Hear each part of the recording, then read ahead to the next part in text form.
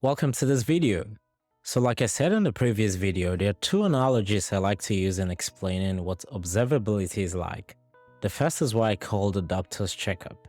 Now if you've ever been to a doctor's office before for a checkup, you'd have noticed that they have multiple set of tools that they use to run checks on you. For example, your doctor may need to take a blood test to understand what's going on within your system from your blood, or they may have a heart rate monitor to be able to measure your heartbeats, or they may even run a temperature check on you using a thermometer, or they may request for your medical history or your medical record so they can know what diagnoses have been run on you in the past. In addition, they may even request for an X-ray scan so they can see what's going on with your internal systems. A doctor needs to perform all of these tests to understand what's happening inside your body, because at face value, there's no way they can tell what the functioning of your internal system is like. Now replace the patient in the previous slide with your software application. To diagnose what's happening in the system, you need data. So just like the doctor, observability tools help you diagnose the health of a system by looking at its metrics, looking at its logs, and looking at its traces. In light of the above, you can think of metrics as your heart rate monitor, you can think of logs as the doctor's medical record, and you can think of traces as your X-ray results. But more on this later.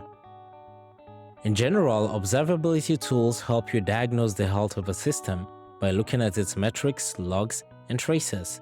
Just like the doctor diagnoses the health of your body system by looking at his heart rate monitor results, by looking at the thermometer results, or by looking at your X-ray scans or blood test results.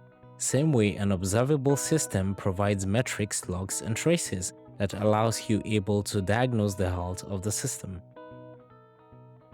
The second analogy I like to use is what I call the blind driver. Now imagine driving a car without a dashboard. This is what it's like when you run a non-observable system in production. You wouldn't know what your speed is, the fuel level, or if the engine has a problem. No oil level sensors, just nothing, you're just running blind.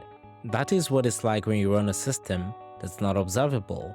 While you can still start the car and drive now, the ultimate end is inevitable. Your engines will fail, you run out of fuel, you run out of oil, so many things can go wrong and you wouldn't know. So observability is like having a dashboard for your cloud application, giving you insights into its health and performance. Your dashboard is your interface to the system. It's your interface to your car and your interface to every other system that you want to observe. It tells you what's happening within the system without you being able to physically see inside of the system.